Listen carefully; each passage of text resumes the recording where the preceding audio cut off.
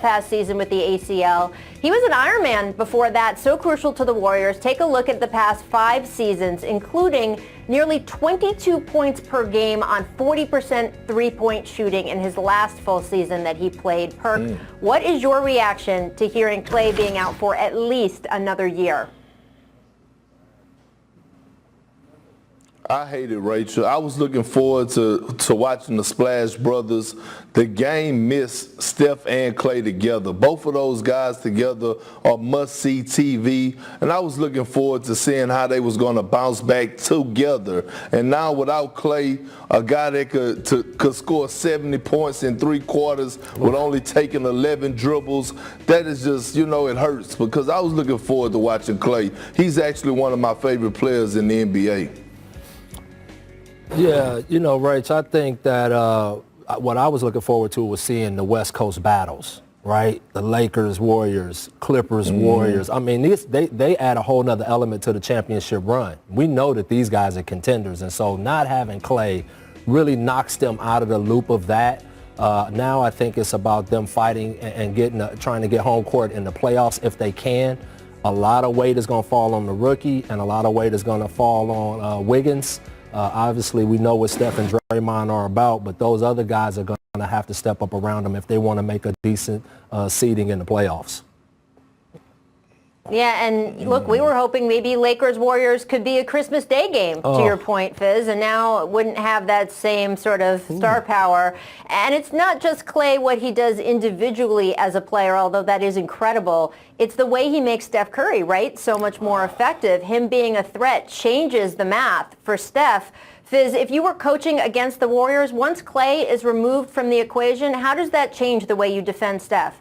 Well, it opens up opportunities to really go after him and to really put 2 people on him, double him at all times, really try to make it as difficult as possible for him to have big scoring nights. But again, it's going to come down to those other guys. I really believe that, the Wiggins and the Rook is going to have to really step up. Draymond's going to probably have to have one of his best years ever if this team is really going to be serious.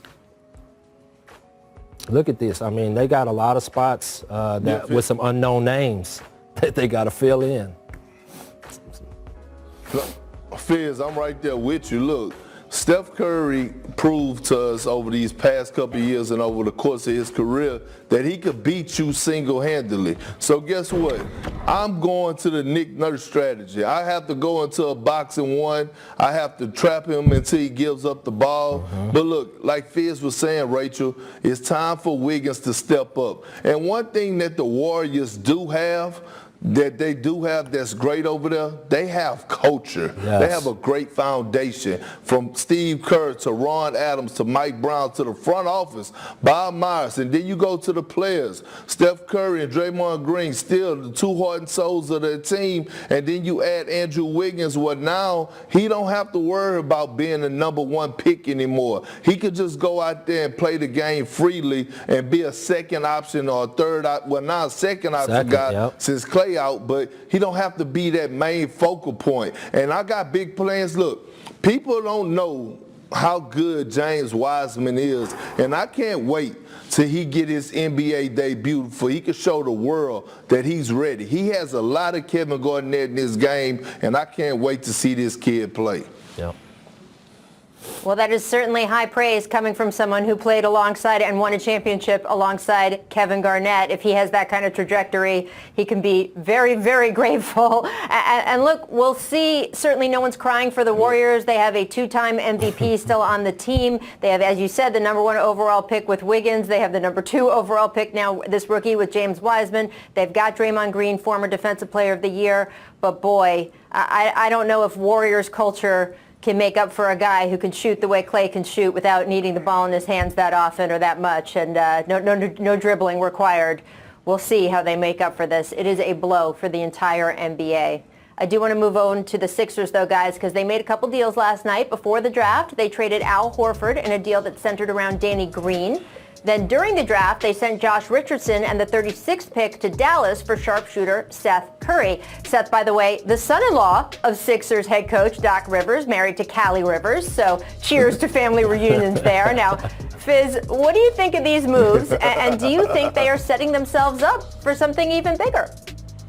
I do. I really like the moves they made. I think that they're making the main thing to still want to expose lines, and they're trying to create space for those two guys. And Seth Curry is one of the best shooters in the NBA, hands down. There's no other way around it. I think getting Al Horford to another team and taking two bigs off the court for Ben Simmons is really going to open up the floor for him, because I think you could see it when Ben Simmons was playing just with Al Horford or just with Embiid, he looked great. But it was tough on him when he had both guys out there on the floor with him. So they're really opening up the court right now and really trying to make this guy's talent shine. And I think Seth can play next to him easily because he can take bigger matchups. Seth can take smaller guys. But I think Morey is really coming in there with a plan to open up the floor and get that three ball going so those guys have a lot of space to operate. I agree. And the number one thing that they did, that Daryl Morey and Elton Brand did yesterday, because I believe not only did they win in the draft, but they won the whole entire day yesterday, even with trades, is that they saved a lot of money. So now they could go out there and get some free and Seth Curry open up the court, and it provides space, and especially for Ben Simmons to go to work and be able to have those driving gaps. And then also, you still Tyrese Maxey at number 21, a guy that I thought was going to go in the top 10, yes. And he slipped all the way to number 21, and you're able to grab him. And you got Doc Rivers over there that's fired up about coaching this team, and a new Joel Embiid. If Joel Embiid is in shape, he could possibly be the MVP next year or in the top for the runners. I'm telling you, Doc Rivers is going to have that effect on him like he did with DeAndre Jordan. I totally agree, Perk. But I think the best part of this whole thing is Doc gets to be a grandpa with his little grandbaby right next door. That's so right. I think that's the coolest thing that he gets to do with his family.